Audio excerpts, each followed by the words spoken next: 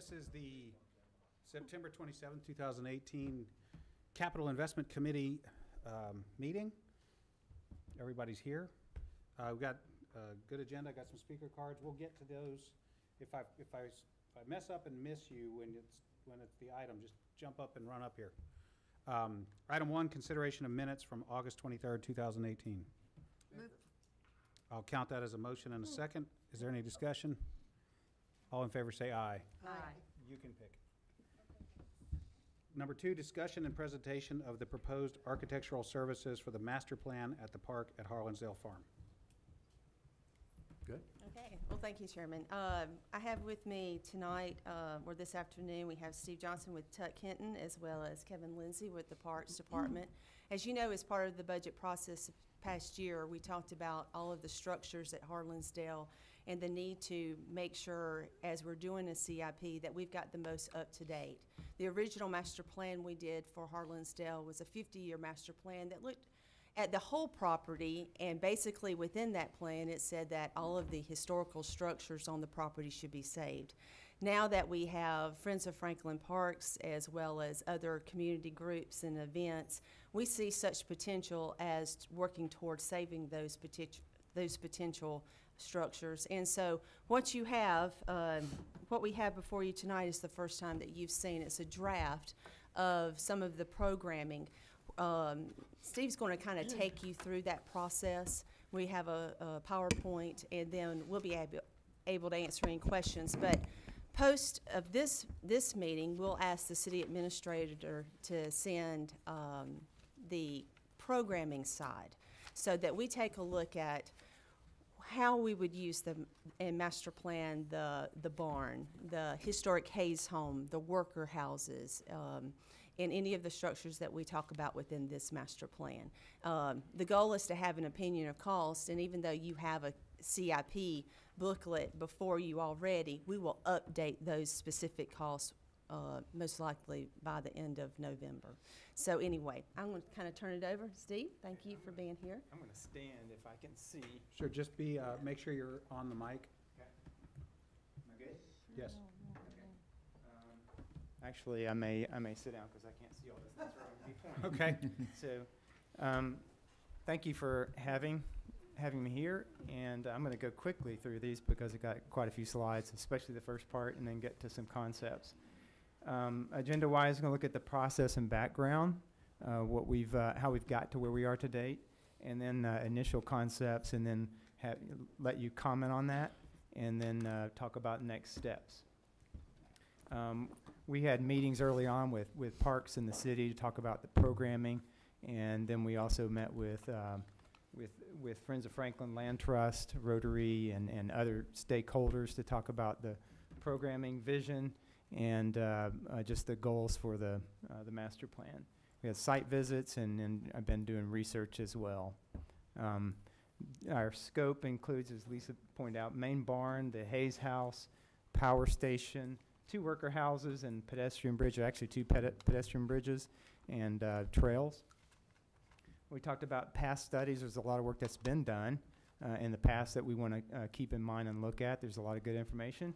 The 2006 master plan, barn study, including the roofing that was where the roof was redone on the barn, and a power station study, which boards are over here, and then other things like environmental phase 1, looking back at those studies.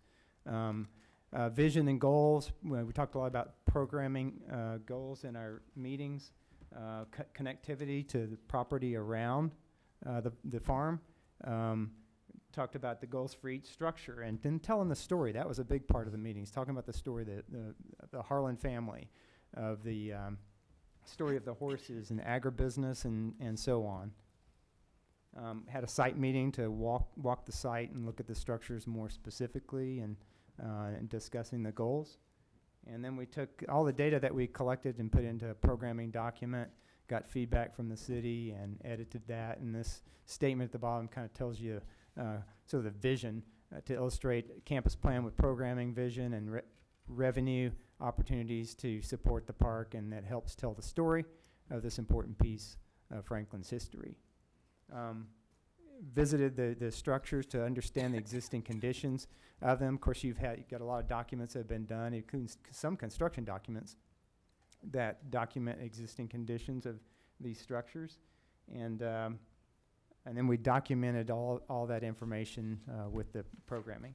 We got us to the concepts where we are today, put them into 4 phases. Phase 1 includes the main barn, an accessible sidewalk down to the pond, and a trail that goes from the interurban rail line over to the Harpeth and the bridge that crosses the Harpeth.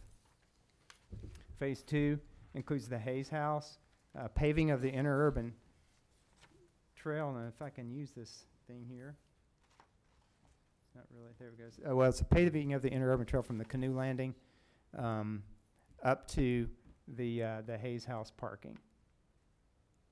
And it also includes access gates between the barn and the arena. Phase 3 is there are 2 worker houses along the main drive leading up to the barn. Oops, went forward. And the paving of the remainder of the interurban rail. And that includes the bridge that goes over the spring. And phase 4 is the power station and museum and some additional parking, which you can see just to the bottom of the screen, shaded in orange, and sidewalks, paving of sidewalks. That's permanent parking, right? Yes. Yeah, you've got a tray of parking right now, and this would just kind of mirror that. This is a closer view of phase 1, the barn area, and the drive being extended and paved around it. And you can see the power station to the left of that, and the additional parking, which would be part of phase 4. The first floor of the barn, and I don't know if this is going to be strong enough to. Am I hitting that laser right? Yeah. Oh, okay. I don't want to do that. I may have to use this one. Yeah, watch me point that thing. Try this one, Steve. Is that gonna work? There we go. Okay, so the main barn, the programming proposed for this is for weddings, miscellaneous events and weddings that would seat 100 to 150 people, equestrian events. Mr. Harlan's office, which is down at the bottom right, that's here, would be refurbished along with the women's lounge at the bottom left. And then the stalls to the left side, these would remain as stalls. And then the ones to the right, bottom right, would be for storage for tables and chairs and decorations, Christmas or event decoration. At the upper right, those stalls would be used for potentially for maybe some meeting space, but it could be a buffet area, that sort of thing, serving the events. To the upper right and bottom left, those are for fire egress. We've got to have a way to get out of the barn without. Didn't want to modify the overhead doors and the sliding doors at the 4 quadrants of the barn. Other programming we discussed would be that there would be could be a main office here, could be a wedding planner's office, maybe using the women's lounge, a catering kitchen up the upper right. There's a mechanical area here. Restrooms are added here and here, accessible restrooms. And those 3 spaces and the women's lounge and Mr. Harlan's office would have HVAC so that they're heated and cooled. The rest of the barn, the aisles, would be heated either in the form of a heated floor or heating overhead. And then would have a concrete slab with interlocking rubber tile because this could be used for weddings or it could be used for equestrian events and need to be cleaned quickly, obviously. New lighting would also be added, floor drains and sprinkler system. While I'm thinking about it, our presentation doesn't have as much information as what you have there. So Yeah, it looks like we got either We got the we short got an version. edited version or a prior version. abridged. Okay. And it was, well, you've got the printed version in front of you. Okay, Also, but it's been updated already. My apologies for not. no, that's all right. Just if you're following along at home, Uh, what's uploaded? The newest version should be up. So if you're following along at home, it should be what we're seeing on the screen? You should be, but it's not. Okay. Well, I don't know, because Granicus is, I didn't mean to stop us in our. that's okay, go ahead. It's okay.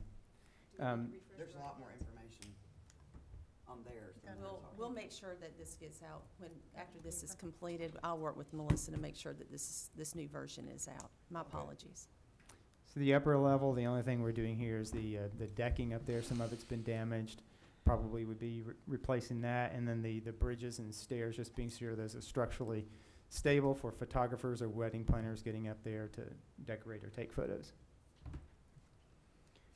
Exterior photos of the barn, obviously some siding to refurbish, replacing only what needs to be replaced. The doors would be motorized. One set of the doors is motorized currently, the rest would be motorized. New lighting and signage. And this is just an image that showed the trail going from the interurban rail over to the Harpeth River and the pedestrian bridge. Phase 2, this is the first floor of the Hayes House. Programming proposed for that would be like for events like tea, small weddings or rehearsals, event space, office parties, or maybe an art gallery. Parks would have a presence here. There's a kitchen here, catering kitchen, and maybe that the Parks office has a presence here. There's a laundry area back in the back of the house here that would be converted back to a porch. The restrooms don't meet accessibility requirements, so we're adding one restroom and upgrading the other.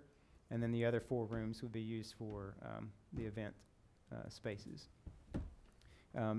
Insulation would be added to the house, HVAC, electrical and lighting, and potentially sprinkler. These are just photos of the exterior of the house. The front, the siding has been replaced there. Some of the siding around the rest of the house would need to be replaced, and windows and doors refurbished. There's a grant, I believe, for that. And then lighting and signage.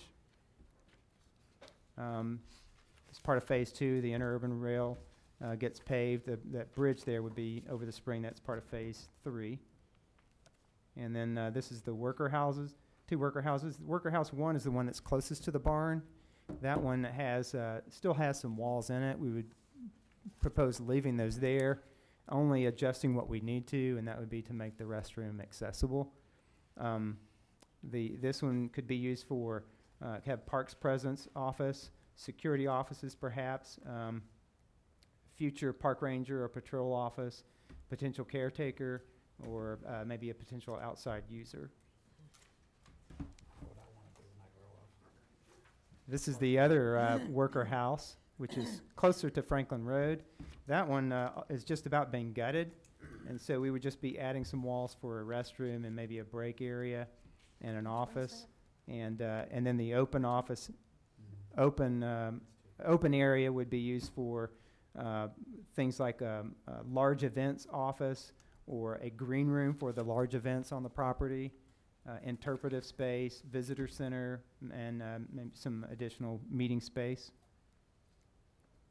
Is that the closest one to the road, you said? Yes. Okay.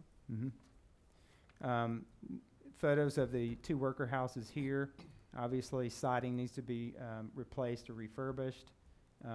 Both of them would get a paved drive and accessible sidewalk, ramps replaced, and then some new lighting and signage, and the windows and doors either refurbished or replaced as needed. The worker house 2 needs a new roof and gutters and downspout. The worker house 1, I believe, had a new roof put on it in 2013 or so. A Leadership Franklin project. What is a large events green room? Be like like with the Pilgrimage Festival, something like that, where you might have a Green room is where they hold the special VIP artist away from the general public, pending their lounge. appearance. Oh, The green room is where you hang out before you go on stage Mhm. or on camera. It could be even used for large events at the barn, or Green room. you obviously know I've never been in one. Yeah, you have. The Well, that would theater, explain at that, the wouldn't it? Franklin Theater upstairs. I've never been up there. I've been in some really bad ones. That's different. I've not been included. Mentioned this You need to before, just walk but up Phase there. 3, the interurban rail gets paved all the way out to the dog park, and that's the bridge there. You're just showing a bridge that would go over the spring. And then the Phase 4 would be the power station. At the upper part of this drawing is what's standing today, and that we propose as an event space. Of course, you've gone through this study before, and the only thing we're proposing here is rather than build right back where the footprint was, would be to kind of kink that addition and then create a lobby between so that it opens up to the barn here. And this would be used for, the bigger space would be used for events like large weddings or events. It holds about, would seat about, I think this one was about 100, well, 400 or so if it's just chairs, but around 200 with tables and chairs. And then a lobby in between, and then on the first floor here, there's a catering kitchen. Restrooms on the first floor. The original concept had the restrooms on the lower level. We think having the restrooms on the first floor just good for security and convenience. And then on the lower level, exhibit space like was in the original concept. And that's here and here. And on the basement floor, you already have a basement underneath the event building, which is standing right now, but there could be more basement on the lower level with additional catering and storage below it, and maybe some more exhibit space. This exhibits, as far as exhibits in the building, would be to tell the story about the interurban rail, the family, Harlan family, the farm and the horses, the wars, just a place to really tell the story of the site. Photos of the existing building. Obviously, a lot of work to do here with the addition and all the work of renovating that building. Elevations just showing the scale. Obviously, this is going to get a new roof, painted brick, painted steel windows with the operable overhead doors, which would allow, I didn't say this, but to have this courtyard between the power station and museum and the barn, have an outdoor courtyard with operable doors where you can have maybe events simultaneously in both of them, or shared functions would be nice, and a courtyard between the two. And with that, I think So if I Well, may comments. also, what you have in the room, Friends of Franklin Parks, we worked with the organization. This was also a rendering they had from Historic Concepts. Take a look at the powerhouse.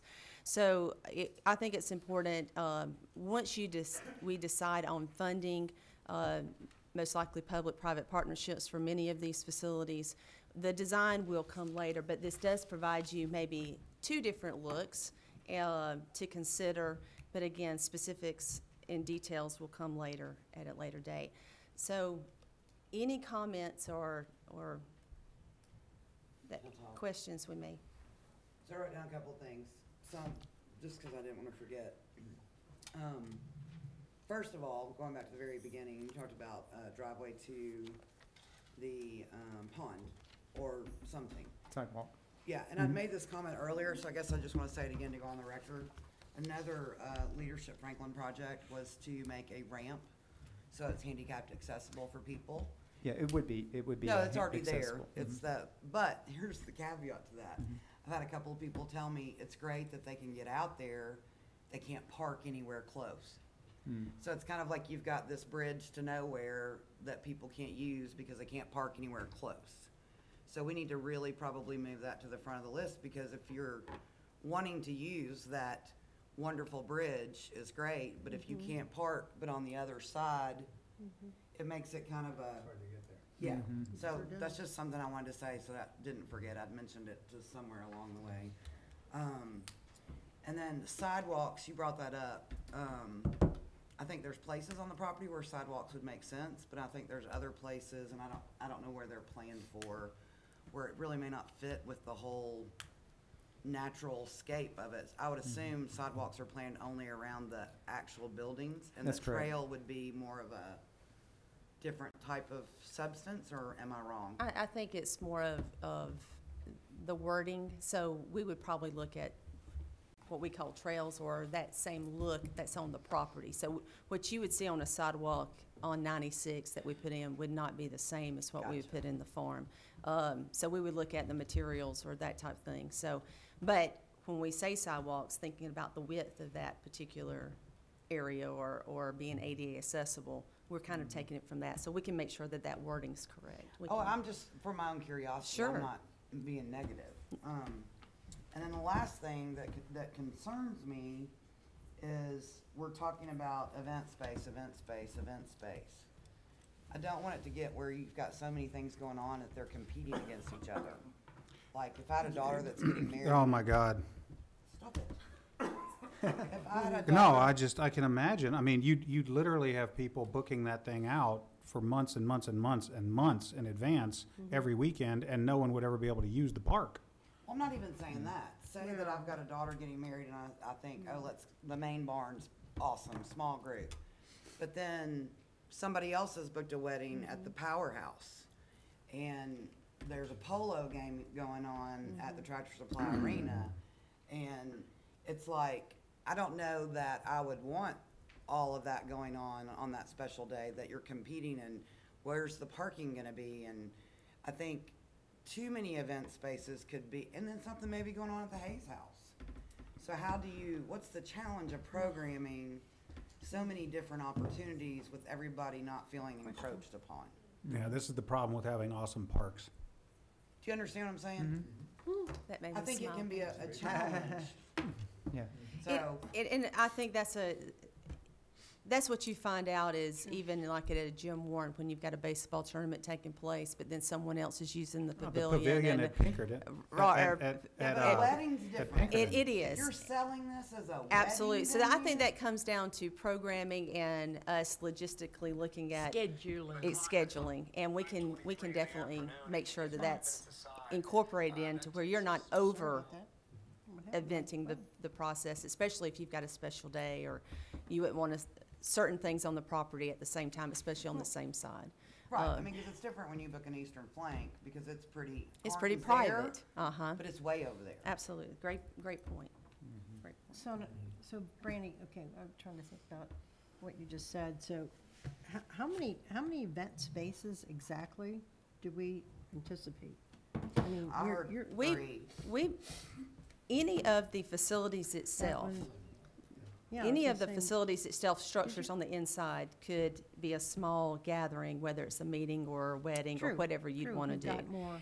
You've seen what the outside could be, from the TSC Arena to the open spaces.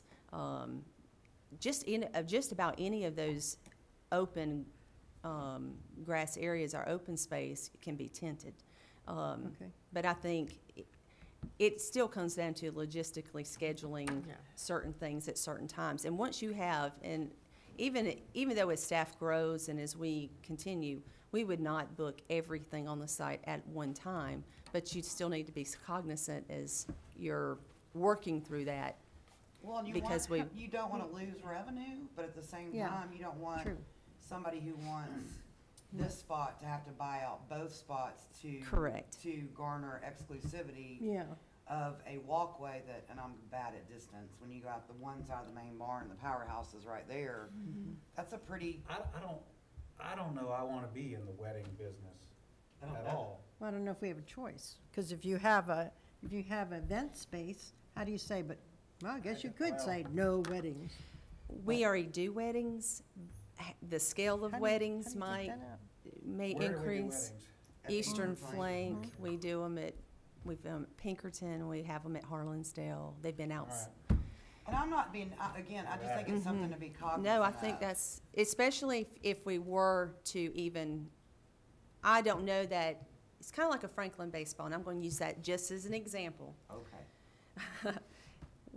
The Franklin Parks Department may not always be the entity running the events. We might look to where Yeah, we would want to hopefully you're not. contract something such as whatever, the weddings or that type of thing, or you've got volunteers working.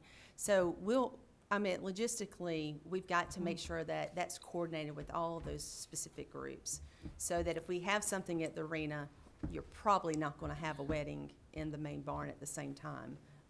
There's always a choice, but we need to make sure that that's very clear and very transparent to those that might be renting. Well, And where do you park all these people? Well, it's Because it's probably- gonna remain grass, correct? Yes. The part of the land trust is we can't pave certain, Well, I don't know spaces. that we would want to. Anything Got that plenty of is space. between the interurban Yeah. toward the river is floodplain. So, and that will always stay floodplain, as we know. But I don't think there's ever, besides the existing, to look at a second parking tray, sometimes with larger events, even our own, such as a family day, having adequate ADA accessible parking is needed, or for any age or any You group. know, But adding more surface parking, we are not you know, not in favor of that. when we, I don't want to throw cold water on anything, and I think a lot of what I've seen is if you were fully committed to being a full-scale host, is what you would do. But I do want to remind people that when we bought Harlansdale, we bought it to be a passive park. And that didn't mean that we wouldn't put up lights and make ball fields out of it. And so I don't know, you know, I think we are on the cusp of making commitments that would put us perpetually in the wedding venue on a large scale, year-round event. I mean, that in my mind is a park that people can go to with their dog and walk around and go fishing and just be at the river and drag a canoe out and just enjoy being somewhere that's not fully paved. And where this plan is headed is gonna be special event only access a lot. And, you know, if that's the will of the board, then I'll get outvoted. And I'm not hardened on one position or another. But this thing has rapidly become something far beyond what I thought we were doing.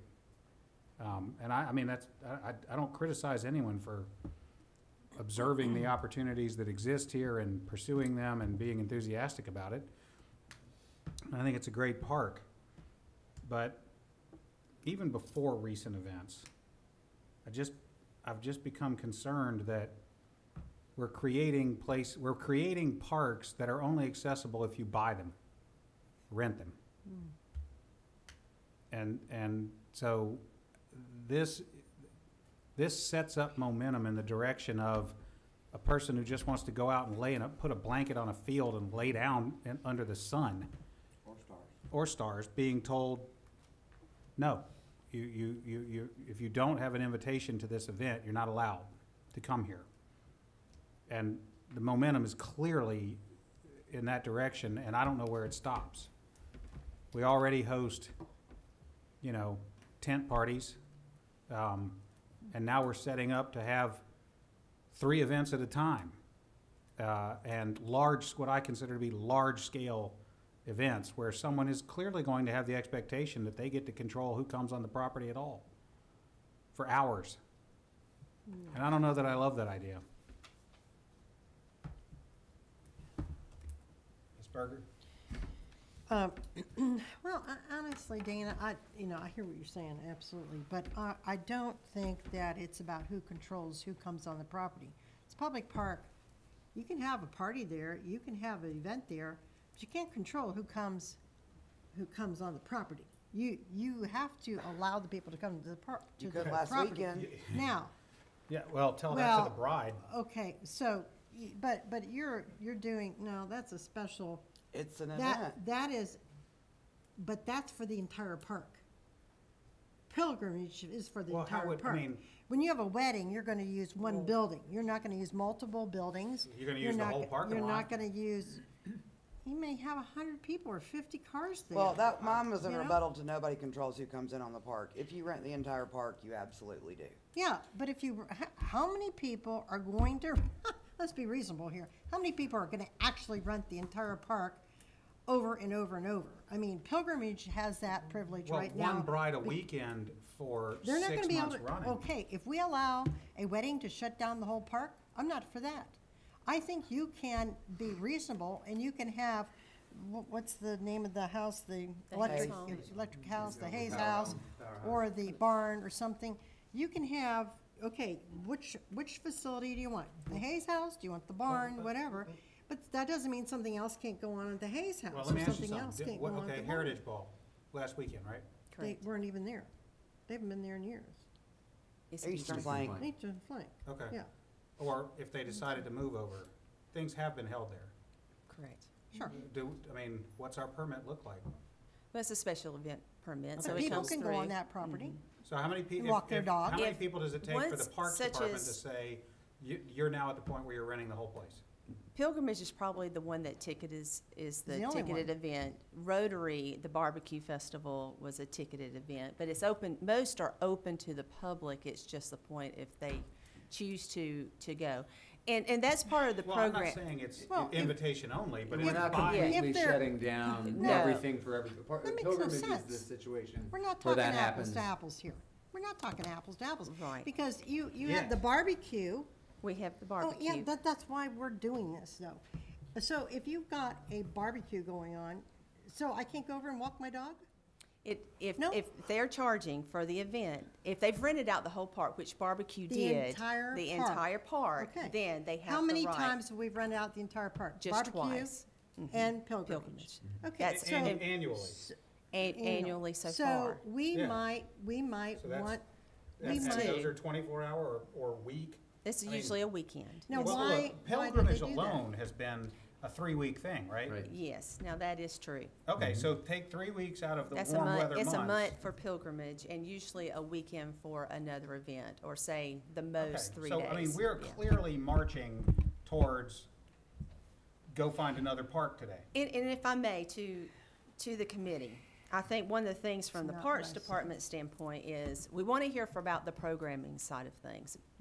But But you let's wanna- talk about, go back to the original master plan. Yeah. We have got to restore these or we're going to lose them. okay, I have a question So on that. getting the opinion of costs and understanding Yeah. the true cost of each is Hey. very important. So that's first. I think that's And all then- important, and but I want to get back to the slideshow and our guest, because we've kind of detoured, and that's my Yeah. fault, and I apologize. However, it's been my experience that if you program a catering kitchen in, Mm-hmm. you will wind up catering. Correct. Okay, and so I just want the committee, as we hear this and as Good we with think about these things, to be mindful. We are basically triggering an avalanche of event permit requests to come our way. Yes. And if And we that's can what limit- if that's what we want, okay. I'm saying, I'm not sure that's what I want, Well- but we'll get there. Well, I want to speak to the issue here, and, may I? Go ahead. Okay, I think that, I have the same concerns, but let me say one thing before we get to this. I think that we can control that, and we can limit it, and we might just want to say, we're not taking more than 3 events or 2 events that shut the whole park down more than once a year. I mean, we might want to limit that. That's up to us to do that, and I don't think we have to get too excited here and say, well, this is where we're headed. Well, no, we don't have to head that direction. We can limit it, we can put reasonable restrictions on what we want to do. But I know we want to talk about this, Well, so. but we do that tradition and experience tells us that we actually wind up doing that rather ad hoc. Well, let's Because, not do it ad hoc. well, but we good. close Main Street one at a time. And we've got a handful of standing guests that we kind of expect to hear from every year. And they kind of expect us to say yes every year, and generally we do, and that's fine.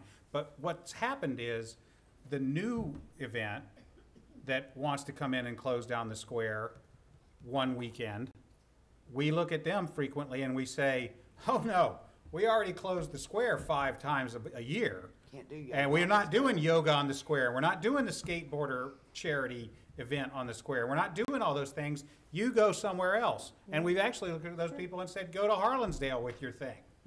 Okay? fine. And so, well, what if 3 brides already booked up Harlansdale when the yoga, look, Mr. McInturf, come on up. We're gonna get you up here too, because I know you have a stake in this, and you've performed a lot of good service for the community on this issue. That's Lonnie, why you we can have sit good, at the table. that's why Um, we have And planners. look, we're not gonna solve this problem right now, and I do wanna hear the rest of the presentation.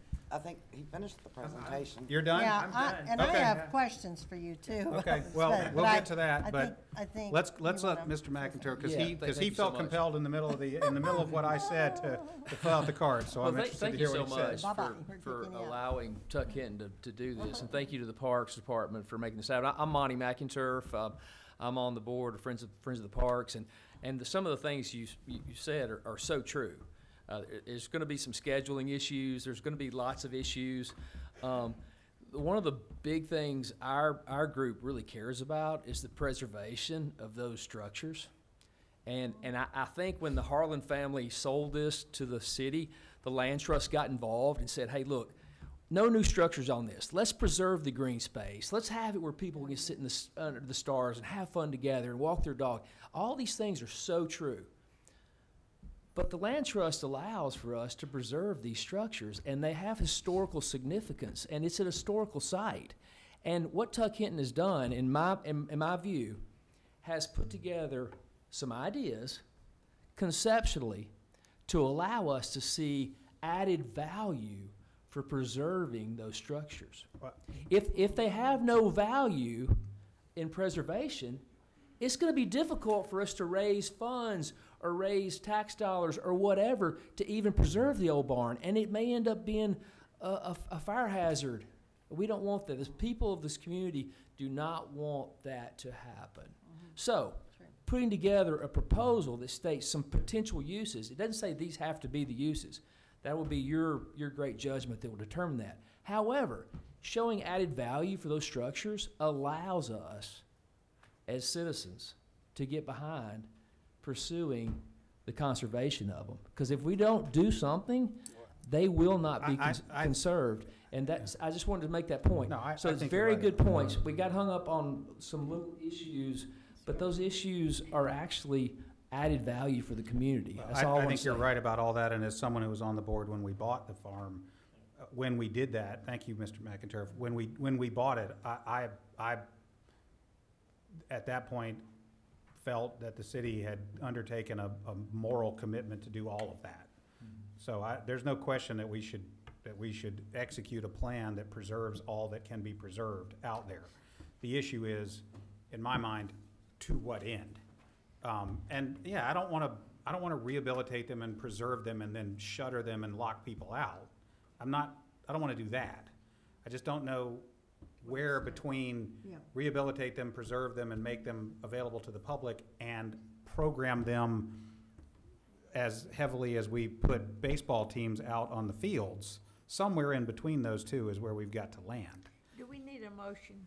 No, I think it's a, no, because I don't- it's a presentation, it's a presentation. No, and let me just say too, I'm not at all saying we should not save any of these structures. That was never my intent. My intent was, we've got to look and make sure what the use of them is and that the use is not competing the use of any of them. You know, I mean, I told you from day one, we need a catering kitchen out at Harlansdale. Yeah, gotta have it. I want a catering kitchen and bathrooms. How many times have I told you that? So I'm not opposed to it. And I think that there's nonprofits in the area. I've heard through the grapevine that they could use them during the day for weekly programming. I think that's awesome too. I just think that strategically, the way they're located, we need to be careful about the program. Not at all that building can't or shouldn't look like that, or that the Hayes House should not be preserved. So never think the goal, regardless of whether there's, banquet tables or a museum, Clay, which is awesome, in the honor of your family. That's not what I'm saying. I'm saying be careful about what you ask for. Right. Okay, Yeah. so the question I had, if I can go back to this whole thing. We can't put any new structures out there, correct? Correct. Which is, There's There's always a possibility to request, such as the arena was not there originally. Yeah. So we went through a process of coming Right. through this board and then working through the land Yeah. trust to recognize the value of the horse. Yeah. And so they approved that, but those Yeah, are the things to look I at. sometimes think maybe it was a mistake not to allow some kind of new structure out there because you might need something. Because my question was, first of all, if we don't use these buildings, then we don't allow the structures and the entire park to be sustainable. We've got to be sustainable in the future financially. But these worker houses, when I originally saw those and everything, I was told, oh, those will probably get taken down because they're so bad. They're so bad. They're just terrible shape, no floors and all this stuff. And when I looked at them, I thought, oh my gosh, how could these, and these aren't like historic houses. I mean, are they? I mean, They're yeah. considered on the National they're Registry now, okay, yes, ma'am. All right. There are four, so just to All right. clarify, because I think a lot of people do. There's that There are fourth one? four on the property. Other four- one in the back. There's two in the back that are, even historic, the Historic Zoning Commission has mentioned that we need to really take a look. If we're going to restore two, it might be that we need to make sure that we keep the footprint, but how do we keep the two best? Yeah. And so we do have two that's in dire Because straits. I don't want to keep throwing good money after bad stuff. I just don't want to do that because we've got to spend our money wisely here. And if this makes sense to do, and I would like to preserve as much as we can, because I think that's really important at this farm to do that. But we have to really look at the cost analysis on these things and say, how bad are they? Because I know there's one that I've gone through that was, I didn't even go through it, just look at it, and it's like, you don't want to go in there.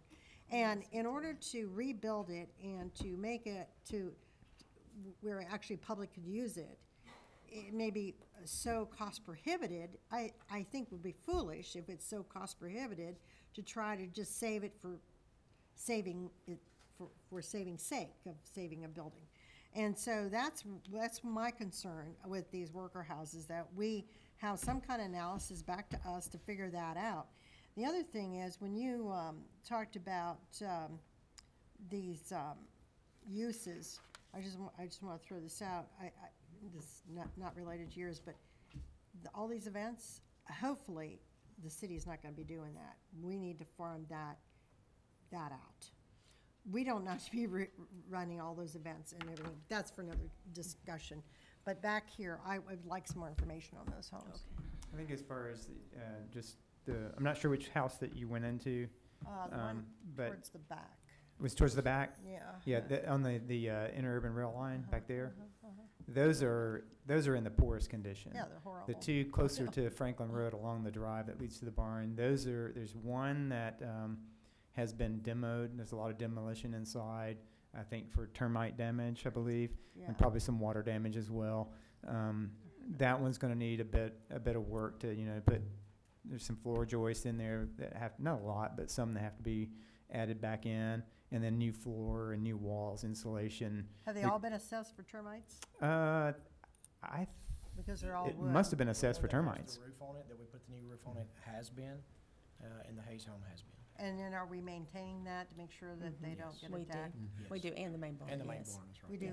we Yes. do maintain that? Okay, well, I know we do in the barn, okay. So, the next steps for us really are start to get into, what is, pricing is a mystery today. It's all over the map, but it's kind Yeah, of trying to sure get a is. handle on what's going to be the cost of doing the renovations to the barn. What's going to be the cost of doing the renovations to these two worker houses? Can you get those costs, I mean, to me, because preservation is the end goal, Mm-hmm. is there a way to triage and prioritize like we did the roof? We knew we had to do the roof or else nothing else would matter, so we elevated the importance of the roof. So is there a way to triage it in the sense that we don't have to go like the entire building beginning to end? Is there a way to look at it and say, this is what needs to happen to this building real soon so that all the rest of that stuff can be contemplated? Mm-hmm. And maybe it's the first X dollars go to a new roof, paint, new floor, foundation work on different places of different buildings, so that we can then come back and say, okay, now that the buildings have been dried in and the foundations shored up and whatever, now we can go back and prioritize a build-out, a renovation internally, if that's possible. Because if we're given a master, if there weren't problems with the buildings rapidly getting worse without attention, then it wouldn't matter. But we don't have the cash flow to just say, go do it. Right. So we gotta prioritize it, and to me, the priority should be secure the preservation before we worry about trying to build them out to final use. If that type of priority allows us to get all the buildings secured in the budget that we can actually meet. Yeah, I think that can be done. I'm just, you know, you've done some of that, the Hayes House, the new roof there. I viewed that as emergent, not just a plan. Yeah. That was kind of either put the roof on it or Right. tear it down. Right. The power station, that building is, you know, you got a metal roof and brick walls. Not much else is gonna happen to that. Okay. There's a worker house that has a new roof on it. The other one is in bad need of a new roof. So Okay. that one, probably some work could be done to kind of preserve it for a while. Well, I would say you could bring phases and Sure. all that, but I would prefer to know this is considered to be urgent because of if you don't do this within the budget year of the next 18 months, you're gonna have either substantially greater expense for having not done it when you should have, or you're gonna lose the building. And then after that is, okay, let's think about which one of these might be the best one to do first from beginning to end. So I think that's part of why this plan has been put together, to help us understand what these items are, further develop that. There's the prioritization that you talked about that is part of what we can do, but there's also understanding these projects enough so that we can see when there are opportunities for other partnerships, whether it's grants, whether it's opportunities that Friends of Franklin Parks can raise private funds because there's a real interest in seeing some element move forward. So this really creates a framework for us to capture those, understand what needs to be done, and then capture opportunities that might come our way, partnership opportunities in particular. But absolutely what you just touched on too, understanding the priority needs that need to happen at certain points to make sure we protect the assets. So that, I want to thank Parks for the initiative to bring this forward to you. That's why this was done this way, so that we understand the pieces that are out there and what they look like and what those needs are, so that we know enough that we can pursue certain opportunities that may come our way, and also understand the needs overall. So that's exactly what this is for. This is a great conversation. Some of the programming pieces you touched on before are absolutely a sensitivity to understand how we strike the balance of preserving and capitalizing on these great assets that are out there, but also make sure that it's still the community's park too. And so that's a good challenge, because we have a great, wonderful asset out there, and we want to build on it. Yes. So, in a good way, preserving It's it. Great way to important. close that chapter. And I'd just say that we've got to go after the grants. The Friends of Franklin Parks, when they raise money, you all raise money. You did a fabulous job, by the way, just recently. And Leadership Franklin, there's a lot of good things that come out of that. And corporate partnerships. We've got to be better at going after corporate partnerships. And our mayor, I think, is probably somebody that hopefully Mayor Moore, that you could work with the parks too, because I honestly, I think, and all the aldermen, it's our job too, to get out there in the public with these corporations and with these companies, medium-sized and large especially, and there's some smaller businesses in town that are doing very well, that would come along and be partners with us. And I think that whatever we can do to be. I respectfully disagree. I do not believe it is an alderman's job to go shake down Coca-Cola for. It's not what I said. Well, that's kind of how they feel No. about it sometimes. No. So, Building no, it's not our- relationships. It's not our job to It go is. as an alderman and say to company X, wouldn't it be great if you made a big not what I contribution said, to Dana. our favorite park? No, that's not what I'm saying at all. Okay. What I'm saying, All right. we're out in the community constantly. I represent the ward that brings in most of the money in the city, between retail and our corporations. And I'm constantly out in the public, constantly seeing people, so are all of you, at all the Well, not meetings so and much different me, but- places. And you go to the chamber luncheons or wherever you are.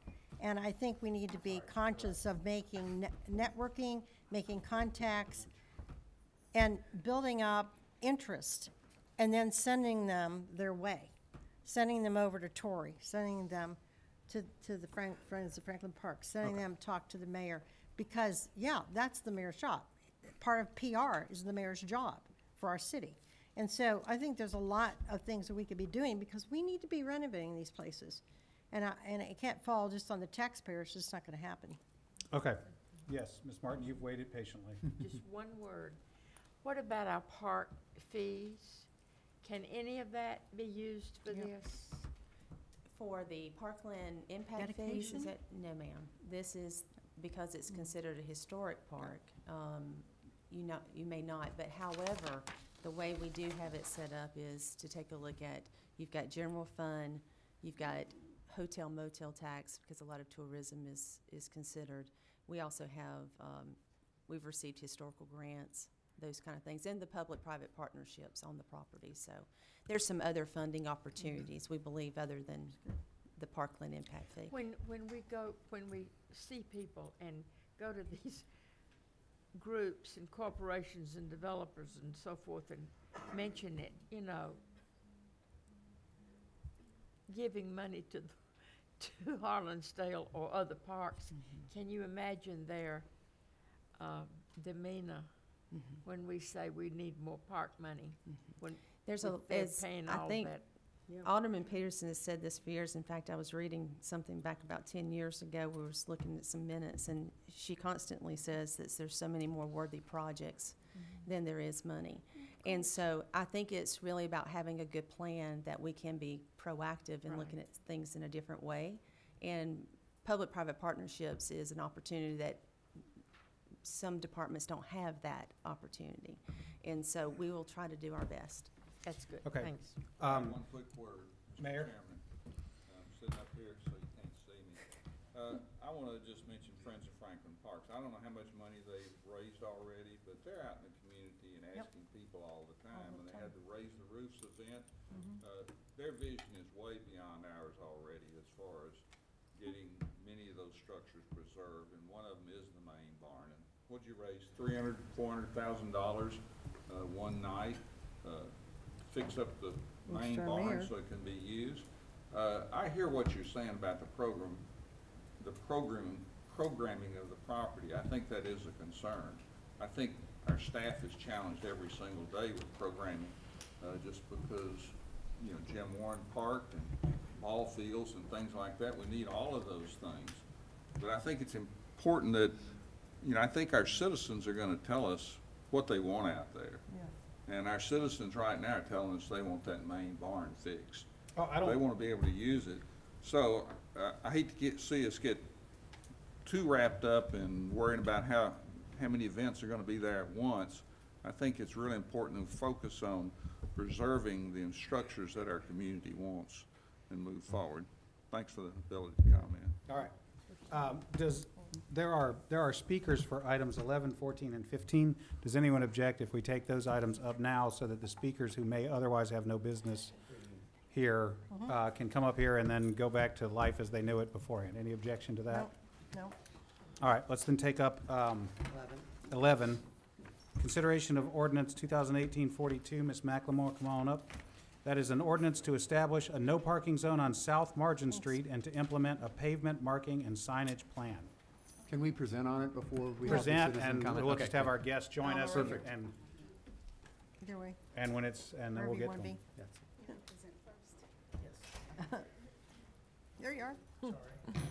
Item 11, right? Yes.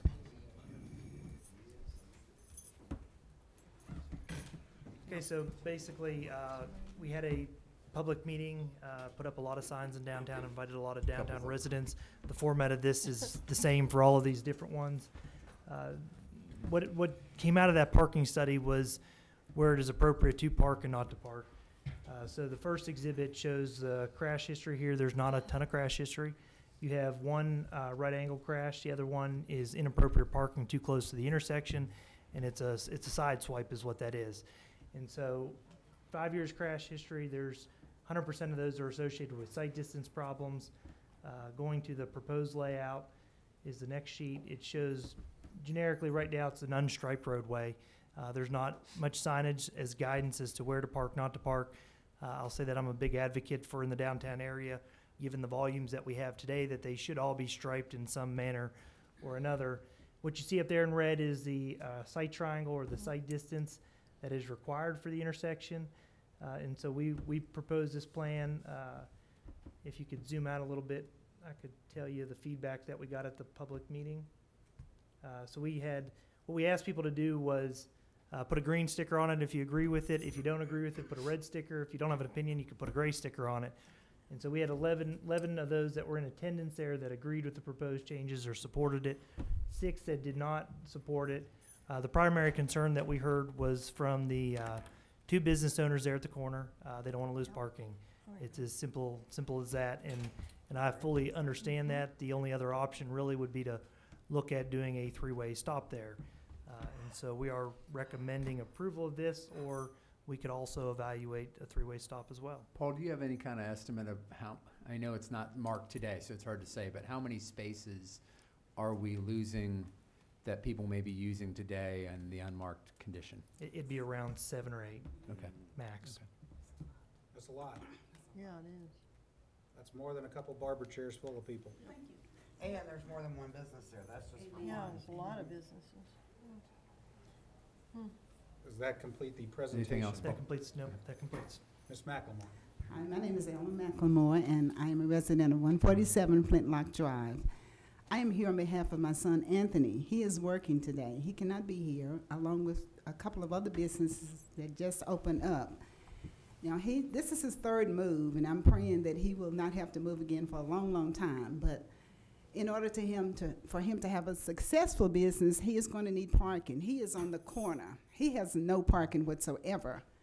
So we're relying on the city to be able to allow us to have that parking maintained there, so that the businesses that are existing can have some parking, because that building on the corner has no parking. There is some parking on Second. But you know, he's going to have more than one customer, hopefully. I mean, we're downtown Franklin, so we're hoping he'll have enough customers to be able to maintain his business here. We're small business. Small businesses are very important and vital to our community. And that's what makes downtown so special. So we're just hoping to be able to allow you all to keep the parking there, at least from, I understand the one on the corner, on both corners, but farther back, I just don't see a reason why that parking would have to be eliminated. And if you go over there and look at it now, that's quite a bit of parking that we're Now, eliminating. you're talking about on Second, Yeah, no, south margin. but look at all that parking on Second Avenue. That whole street's parking on both sides. Look how many businesses are there. The Antique Mall, there's not hardly any they've got a parking over parking there. lot. But they don't have a lot of parking. I mean, when I go over to the printing shop, you can't hardly find a place to park. And there are other businesses there as well, and the parking is difficult. So we're just asking you to please consider to allow those parking places to remain. Ms. Bland. I totally understand and agree. I would also go so far as to extend it down further on South Margin, for the same way that Carpe Diem and Kimbrough's will not either have but 4 spots in the evening after that. So that's, if you start counting, and I don't know how many are broken up in that corner, I know there's 2 businesses. There could There are possibly 3. be 3. So that's 5 businesses sharing and I'm gonna go just with striped parking, 1, 2, 3, 4 parking places on South Margin. shared by all of those businesses. Yes. That, So if you think about, and Paul, you would be able to answer this better than me, or if Emily were here, I don't know the parking requirement when you buy something and you want to open a business, but I'm sure this would have been grandfathered in for whatever reason, and now we're taking their parking away, leaving them with nothing but 4 on South Margin shared between 1, 2, 3, 4 businesses.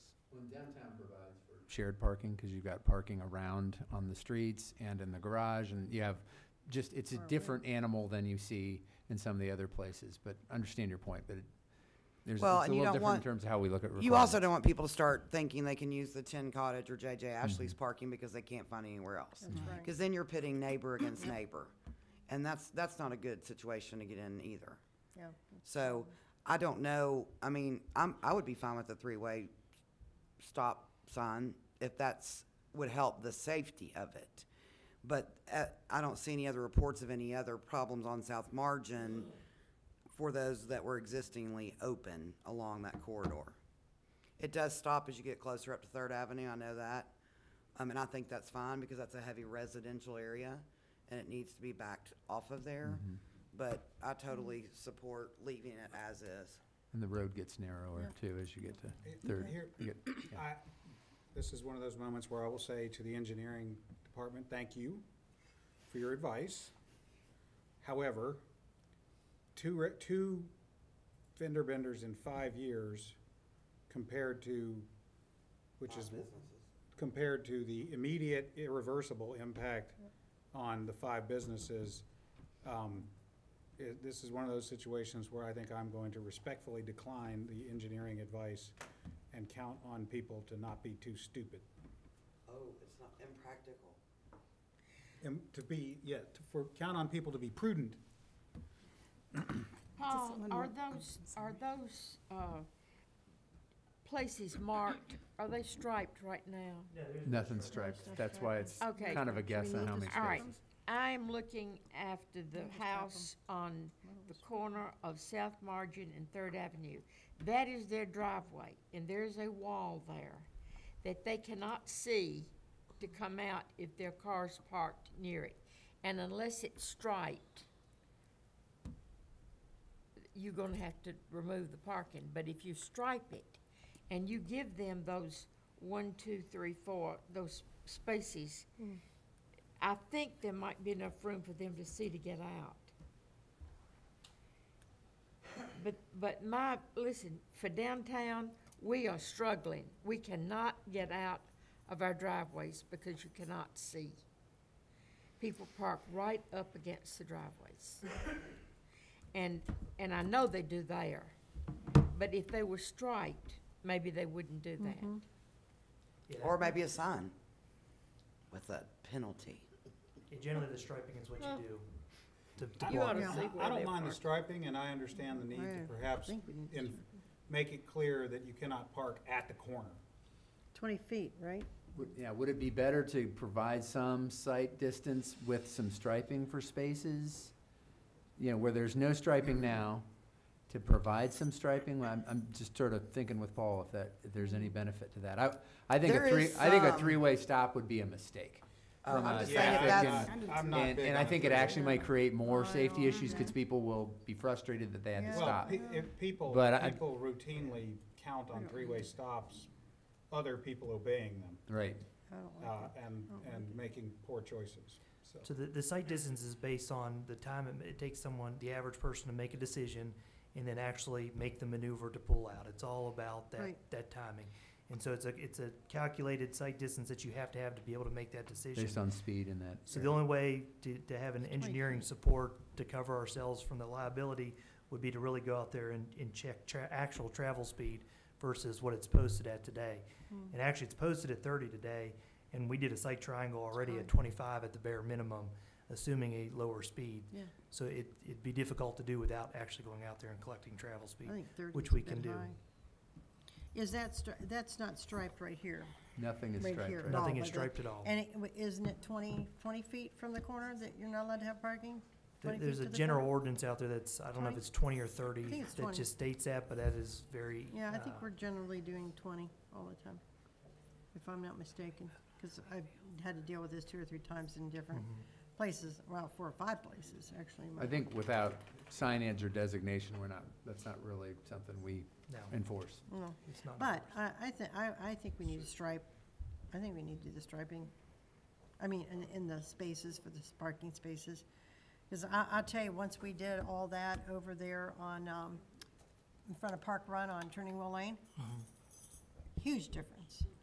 'Cause some people would park, and then other people, they'd leave this much space, and other people would leave this much space, and everybody was all over. Now we have designated parking spaces, and actually people are able to park. So the striping of the parking spaces really makes it so much easier to deal with. So Paul, if we striped spaces in some of that pink area that you've put there, in terms of sight distance, is that an acceptable thing to do? Not without checking travel speed to make sure it's significantly Okay. below 25. Mhm. It would open us up to liability is what it is. So so if we decline your advice, you want us to reject it all and just leave it? We Yeah, could, You we don't have could, to really answer that. we I'm could just- come up with a hybrid version and try to check travel speed to maximize it. That's always our goal, to maximize parking. But we could go out there and see if we can, Well, I'm talking about the 4 Decrease that. spaces that you have marked on Right here. I'm there. not talking about, see right here? Yeah, Yeah, those don't really 1, 2, exist. 3, 4. I know Right. they not now, they Right. don't. right, But if he marked them, they would. Yeah. sure. So what do we need to do? Do we need to Let's just mark 'em. defer this or send it to the board and you No, have it's not updated deferred. information or what? Let's move on. I guess my thought is we could take it to the board. In the meantime, we'll take a step back to see if there's any other guidance out there that allows us to limit that sight distance. To my knowledge, there's not, but we will definitely take a step back to look at that.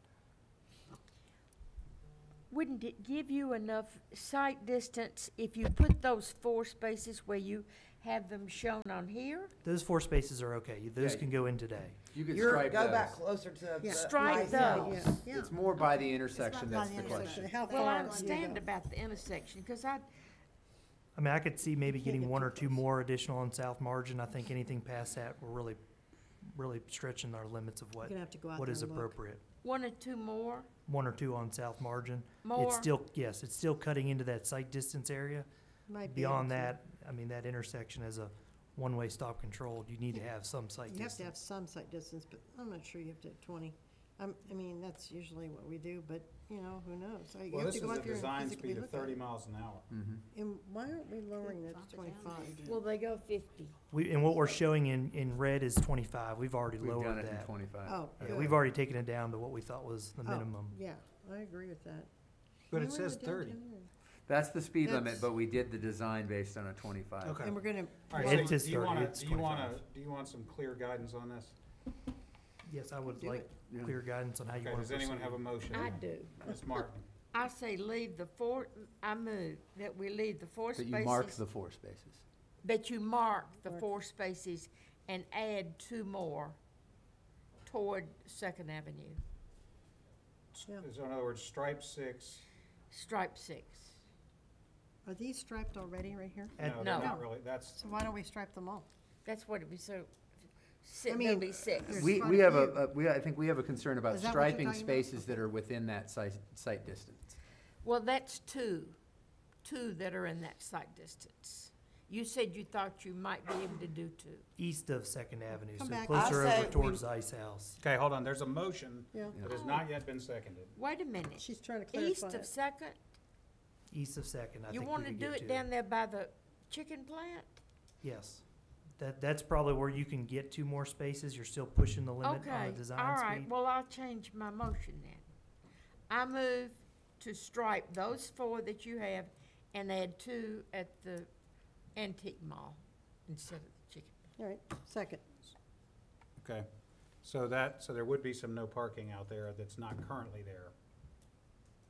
Is that correct? Mm-hmm. Yep. Okay, all right, Uh-huh. so there's a motion, the motion that's been seconded is to add the 4 that are shown, I guess that's west of Second Avenue, and the 2 Yeah. that are shown east, plus 2 more Mm-hmm. that are not currently shown on this Right, marking. right.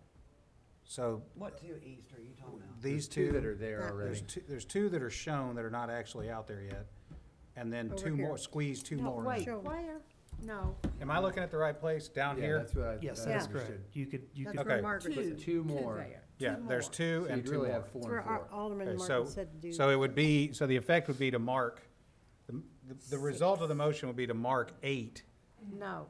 Yeah, Yeah, 4 of yeah. which are shown west of Second Avenue in the item, 2 of which are currently shown, and 2 more which are not currently shown, but you think you can squeeze them in If you can, to that, but leave Right. that to staff. okay, but leave that to staff. we'll look at it. All right, Right. all right, Already so I've seconded. restated the motion that has been seconded. And I'm, yeah. Okay. ready. You ready to vote? Yes. Okay, all in favor of that motion, say aye. Aye. Aye. All opposed?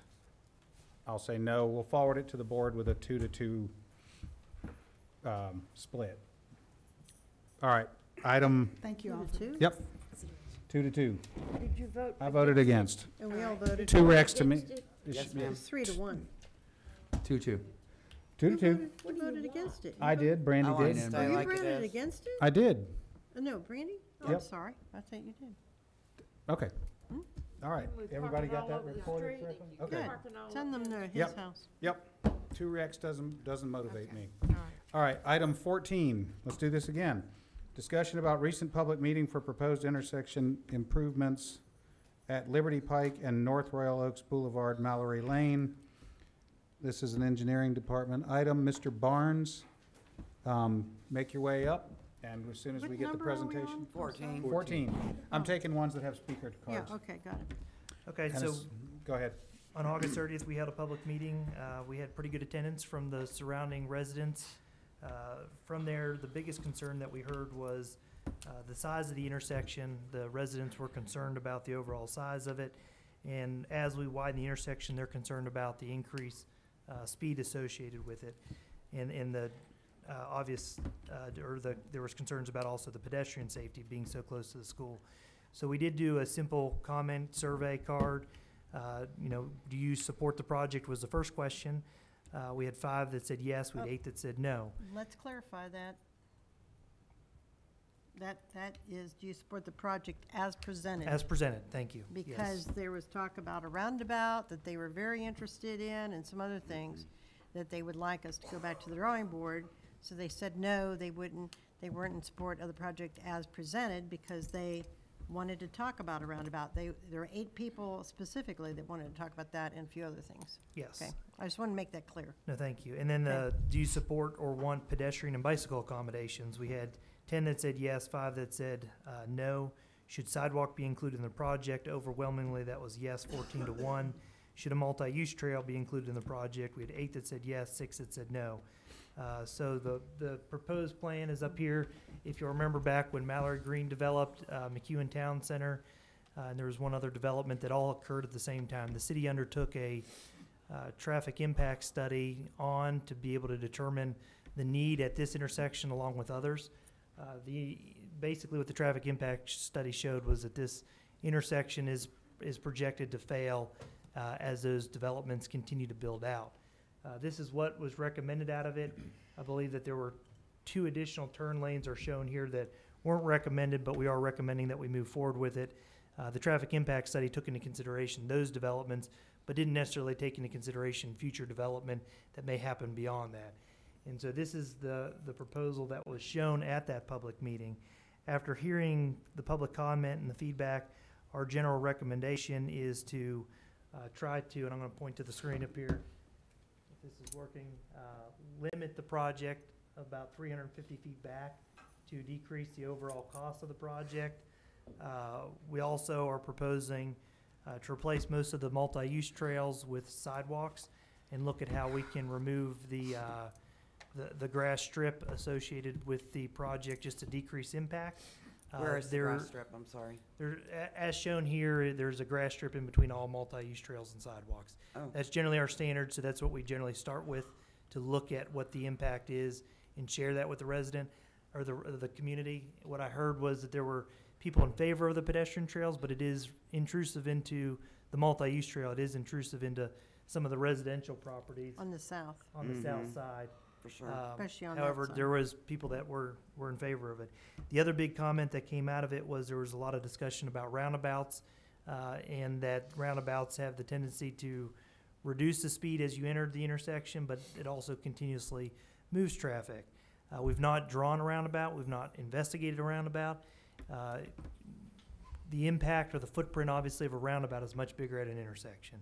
It would take some significant due diligence as far as going back and analyzing a roundabout to figure out where you need bypass lanes, where you don't need bypass lanes, and can we take that roundabout and shift it towards the high school property and still achieve the desired level of service that the board would like to achieve with this overall intersection. At that point, we said, Without buying a Walgreens. but yes, CVS that's correct. Well, Very much. there's whatever. maybe that, Same thing. that one unit on the right there that could possibly be purchased. And so we decided that we were gonna take a step back, engage the board, to try to get feedback on how you want us to proceed with the project. We could continue to proceed as shown here with slight modifications, or we could go back and start looking at a roundabout, and we're looking for your feedback on that. Paul, can I ask you what the, you know, we talk about pros and cons all the time. What are the pros for a roundabout here? What are, besides, you know, there's obvious ones, but can you talk about that? Generally speaking, it you don't have to sit at a red light when it shows up. You can proceed through the intersection, and it's more of a yield condition as you go through. Federal Highways Administration has done extensive studies on them. They show that they are safer. There's less critical accidents at these type. Maybe not less accidents, but the accidents that do occur are not as major. There's not as many injury type accidents at roundabouts, and so they are safer. And the other benefit to it is, and I don't know, I need to definitely point this out, is what staff is proposing is these medians. What that median does is it cuts the one axis off to CVS and would cut off two to the apartment complexes. Given their location, proximity to a major intersection that's proposed like this, it is extremely difficult to maintain those access points. So another pro or benefit of a roundabout is it can provide that circulation to where if you're trying to get in somewhere, you can simply circle the roundabout to get And to get your back. final destination. Right. So, Right. Thanks. Thank you. Yeah, that was brought up quite often by a number of people, and I know the school is there, but, you know, like you said, if somebody, and I'm at that intersection a lot. Brandy, you probably I are live too. there, so you're Yeah, not gonna like and, what I'm fixing and, to say. and I think, you know, I've seen people go through the red light.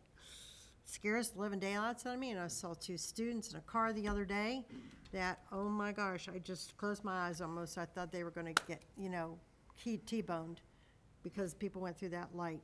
And I know in a roundabout, as you said, the accident rate is so much, well, can be lower, but also less critical. And, you know, these kids could have just been killed the way they went through that light. And a roundabout wouldn't allow that. That would be more of a fender bender. So anyway, that's one of the things, and I know that the school's been brought up, is like, is that safe? But actually, I think it may be safer. Well, Our kids seem to be more I mean, astute a than the threshold older issue people. on this roundabout idea is, how much land do you have to do it, and are we prepared to do that? Are we prepared to acquire it? Yeah. Because there's a CVS and existing homes. I mean, you know, the northeast quadrant is basically available, but that, The southeast, is this that corner that may be come into play? the northeast is where the high school. Northeast is the high school. Yeah, but the southeast is possibly on that one Yeah, I mean, corner. That may have to be. How long would it take you to overlay the dimensions of a roundabout here? Because we could talk about the theoretical advantages of a roundabout anywhere all day long. Right. In this location, there are existing structures fairly close to the intersection. You know, to me, it may just be a discussion that's academic and not worth. How long would it take? it would probably take about 3 months to get it back in front of the board. We would have to redo the traffic analysis to see how it performs in a roundabout to determine where bypass lanes are needed and where we can get away without having the bypass lanes. That'll have a big impact on your final footprint. So it would take about 3 months to get it back in front of the board. Paul, do you think it's worth doing? from an engineering standpoint? My only concern is how we keep the intersection open and actually construct it. I think it's worth doing from the standpoint of it provides access to all those 3 points of where we're looking to convert them to right in, right out.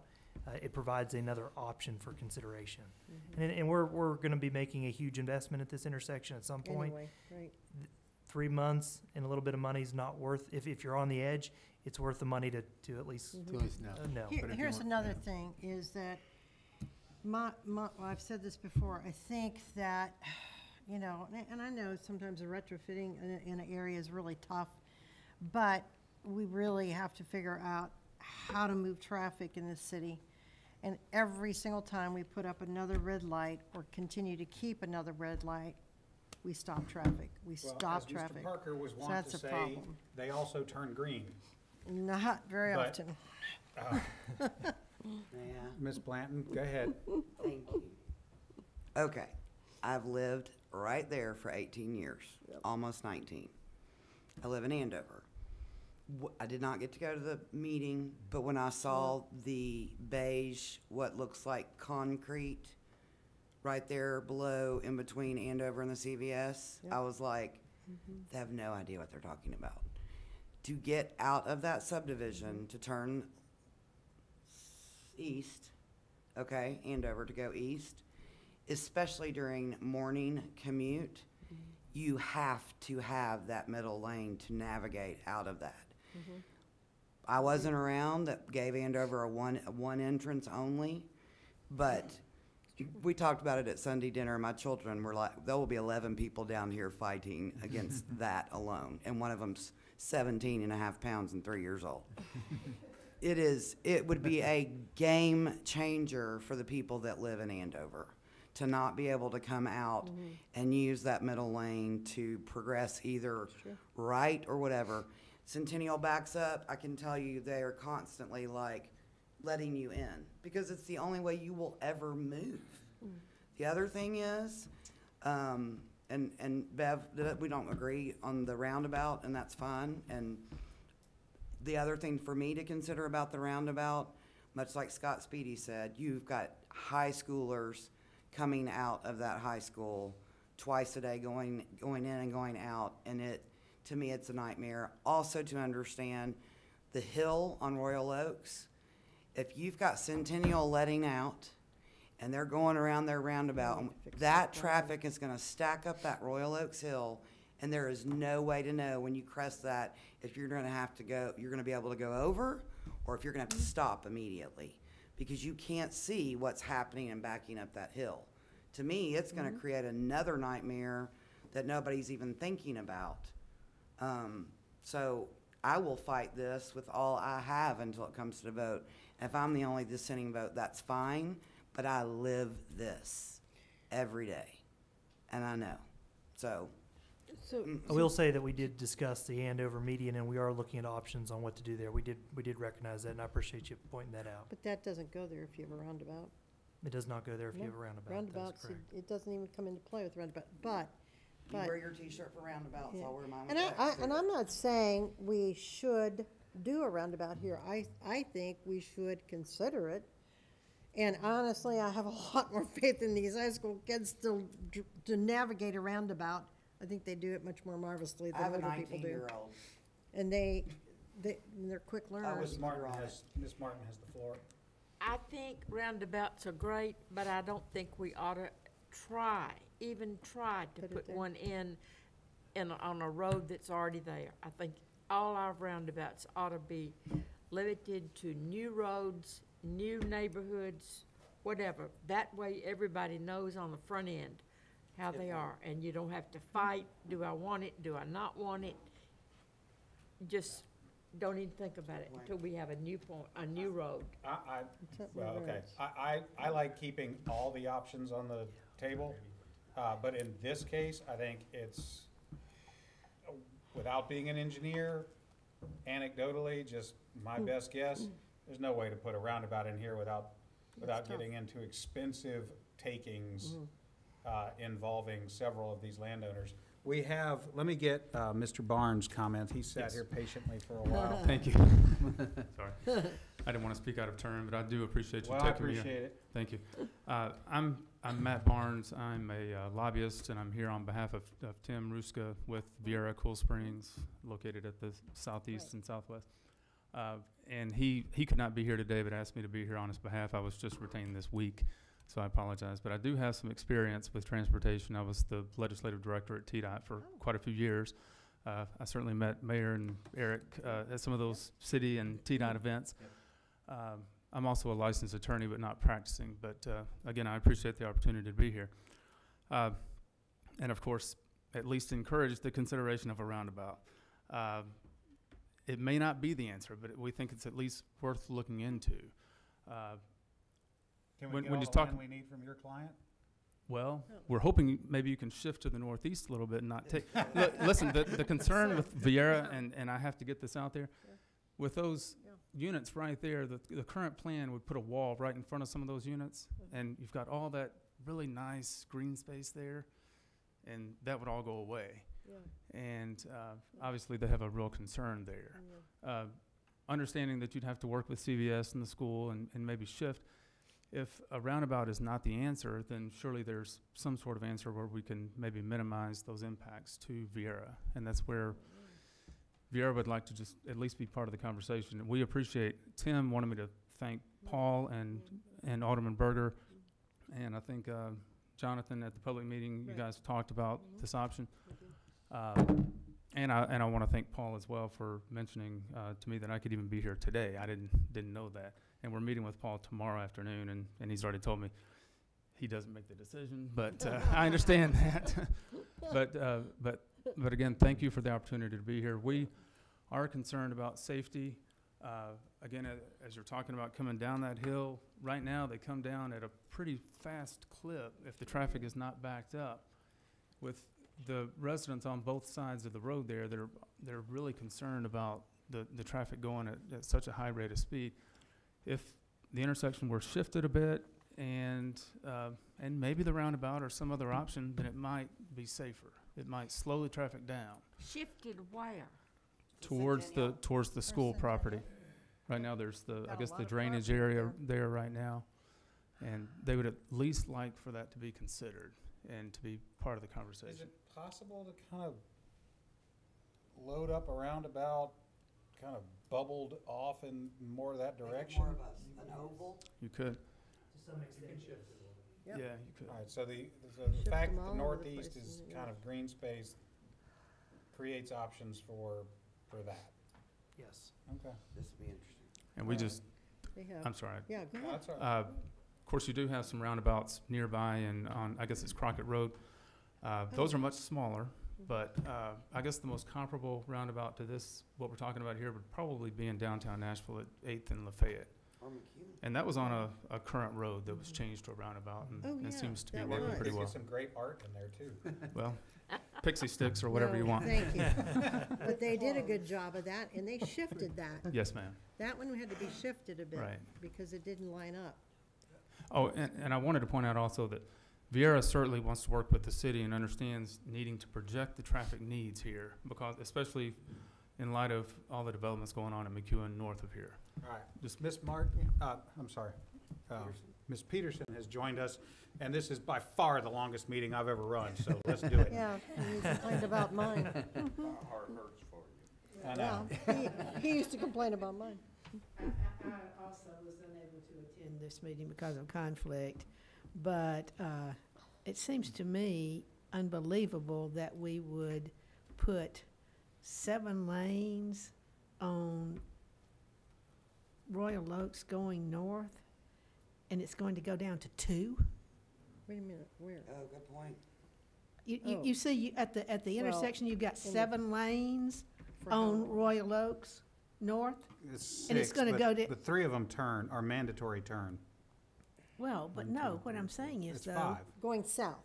Okay, North. Traveling Northbound is south. 5. okay, pardon me. You're Pardon traveling me. south. I and it think, goes I to think 2. on the others, are they 6? I mean, yeah, The are east they and 6? west.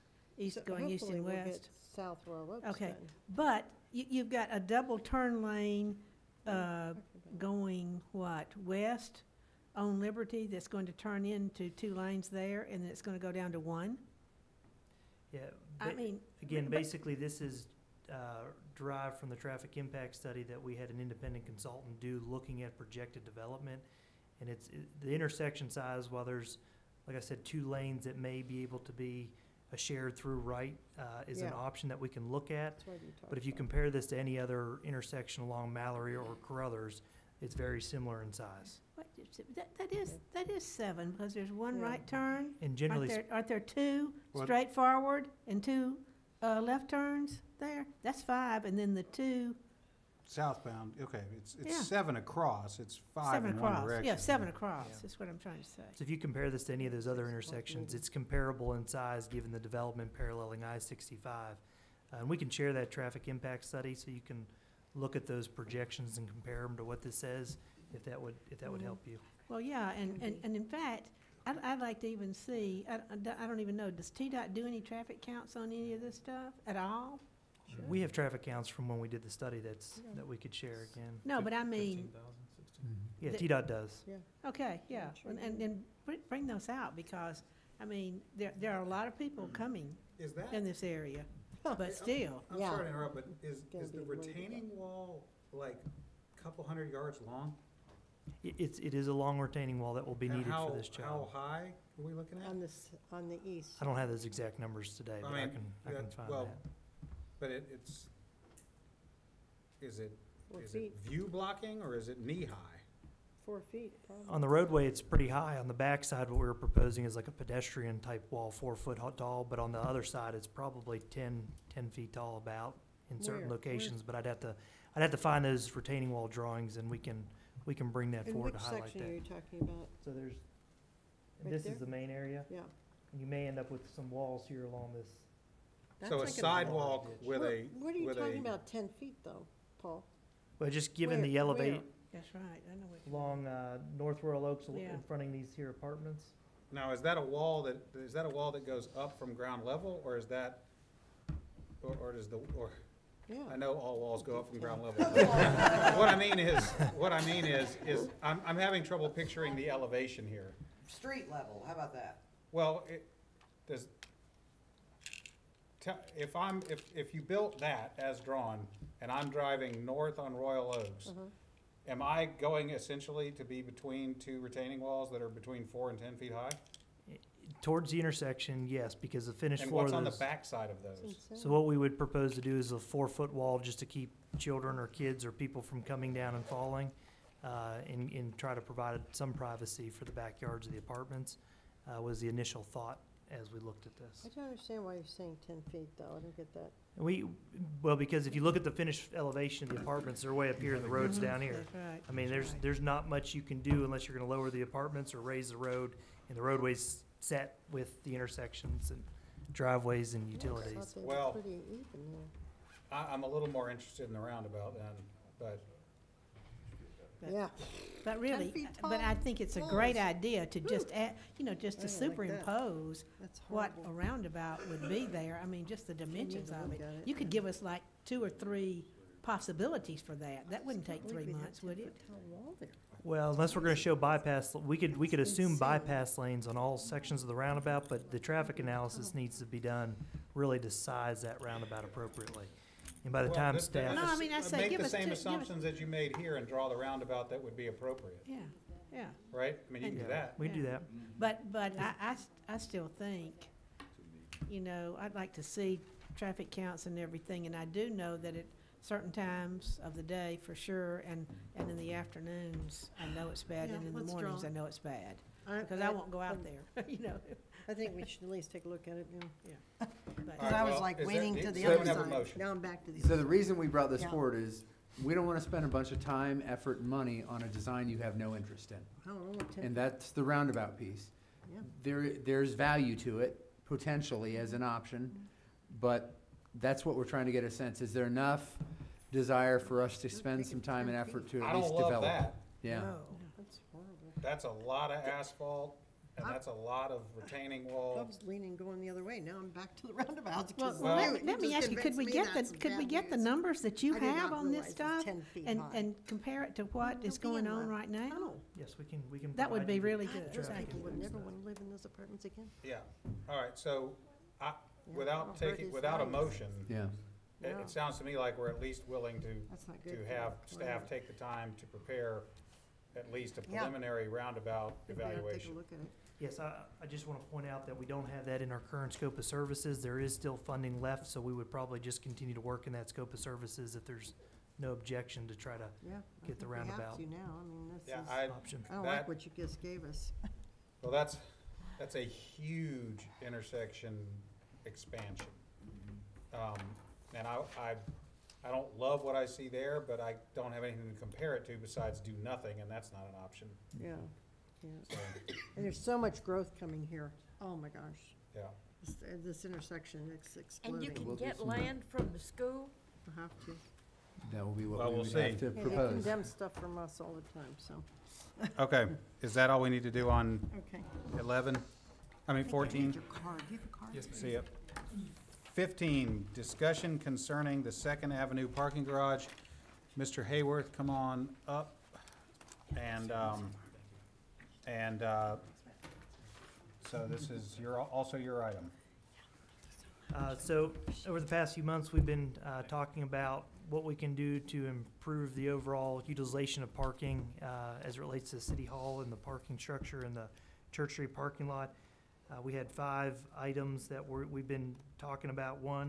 First item is essentially to take the 6 spaces outside of the parking garage that are signed as 15-minute parking only and re-sign those as 15-minute parking enforced 8 a.m. to 5 p.m. Monday through Friday, excluding city holidays.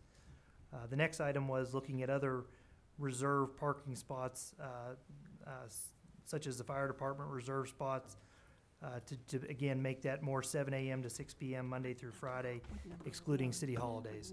Obviously, during any type of special event where the parking is needed, 15. the city could reserve those for emergency personnel if they're needed. The other option that we've talked about is the possibility of moving our city-owned vehicles to the Second Avenue, from the Second Avenue parking garage over to Church Street. Really what that does is provides a parking garage structure there for businesses throughout the week, and it also consolidates our parking over there, and it would also help with the parking counts, which is difficult to do in the garage today with all the different reserved spaces. The next item is to add one ADA spot over by the pull-tight players lot, just to ensure that we're in ADA compliance, which you would end up losing 1 spot there to be able to accommodate van accessibility there. And the other item was to look at the department head reserved parking to give those up so that they could basically be used during off-work hours by the general public. And that would include the city administrator spot. This is not accurate. We've been I would not ask them to give those up if I wouldn't give up my own, so that I would be included in that list. I will say that the one concern with moving over to the Church Street lot was the Cornerstone Presbyterian Church. If you drive down here on Sundays, you'll notice that they use that Church Street lot very regularly. And so we did reach out to the elders there just to inform them that we were having this discussion, invited them to be here today to join us. So our purpose would be to really try to simplify that garage. You've got all these different signs about reserved spots that have accumulated over time. We have kept city vehicles in there, I think in part to keep them undercover and protect them. But there's so much demand for the parking, and we want to simplify what can be used within that garage. And the thought was, if we move our city vehicles to the surface lot at the end of City Hall, that could make that garage just much more open for just our many daily can you get? parkers. Excuse me? How many can you get over there? There's about 58 spaces, I think, something like that, upper 50s. 50, yeah, up for 58, 57. So that would match up with the count that we have of city-owned vehicles, pretty close. There might be a little bit of So there's open about spaces there. 50-something city-owned vehicle marked reserved spots in the garage. You're thinking maybe put those signs and those cars. Take the signs off in the At the garage garage. and make a designated lot, surface lot on City, the okay. south end of City Hall, on the Okay. Church Street end of City Hall. Is that Alright. enough for city? It would cover our, it about syncs up with it, yes. I Yes, it think we does. actually might have a few spaces Yes, more, because I think that number may be Is that a little included high, but yeah, out there at the end of the door?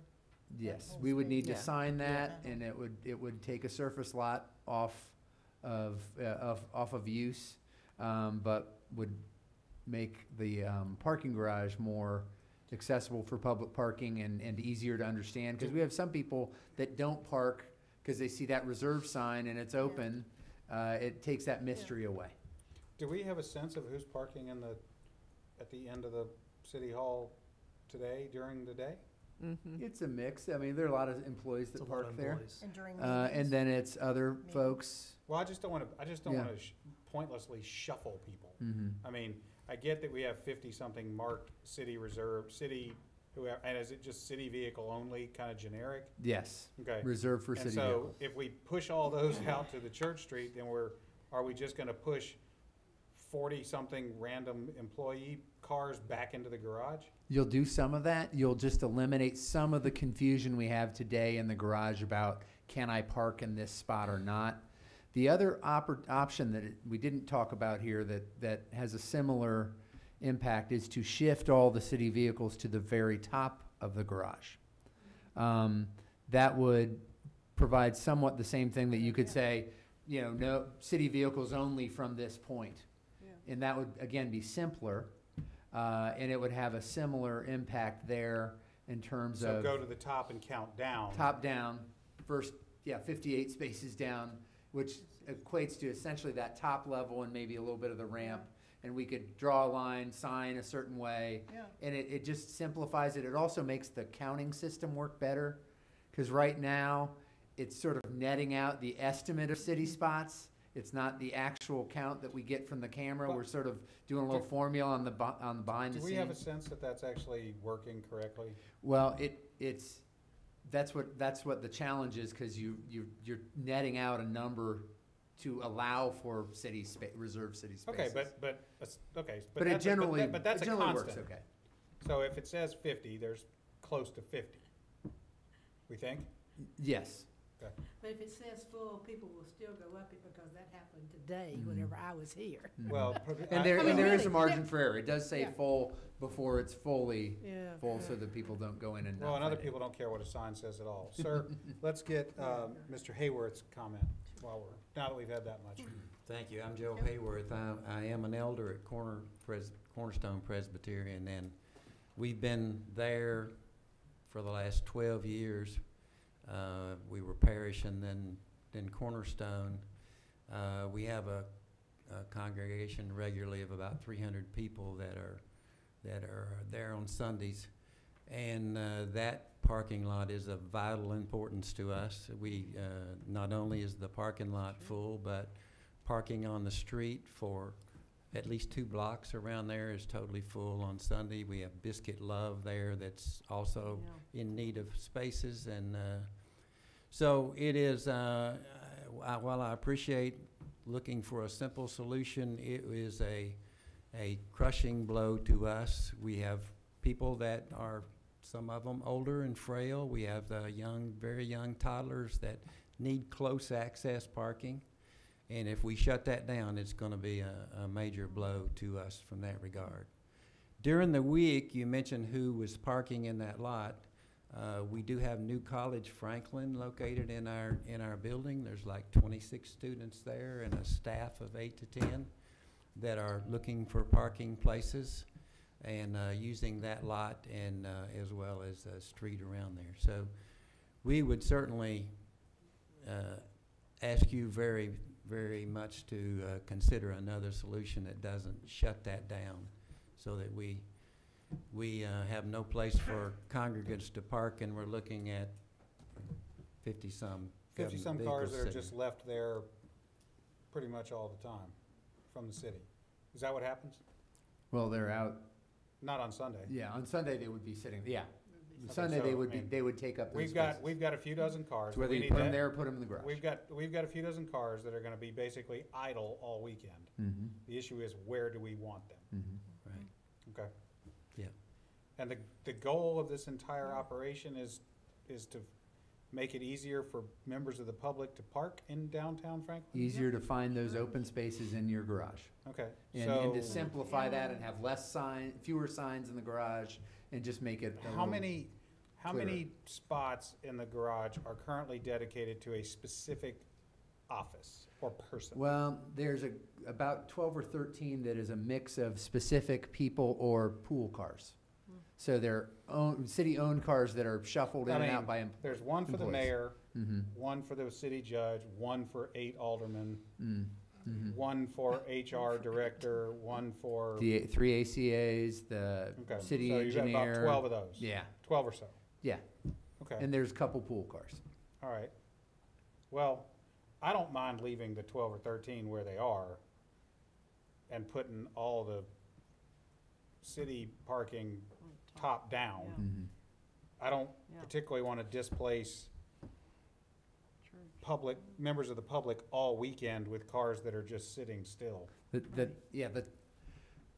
top down has the same effect. I mean, I think my thinking and bringing it forward was that it was better generally to have more spaces in the garage and structure than on a surface lot. Right, I agree. It might be Well, if for generally no a more other preferred, reason- not for the church probably, but for some other parkers. So I mean, I think it has the same effect if you decide to do top down that we're looking for and doing the lot. Well, I don't want to put 50 city vehicles out there on Friday at 4 o'clock that don't move again until Monday Right. morning. Mhm. Yeah. Because at times like your outdoor space. Yeah, I mean, that, you know, And you- people are creatures of habit. Got a restaurant And- too. You know, we have the choice Mhm. where to park 50 cars. And we've got a businesses there too. So the Well, preference is the top down in the garage? I think take Yeah. the roughly 50-something Mhm. that are currently marked going up, move them to the top down.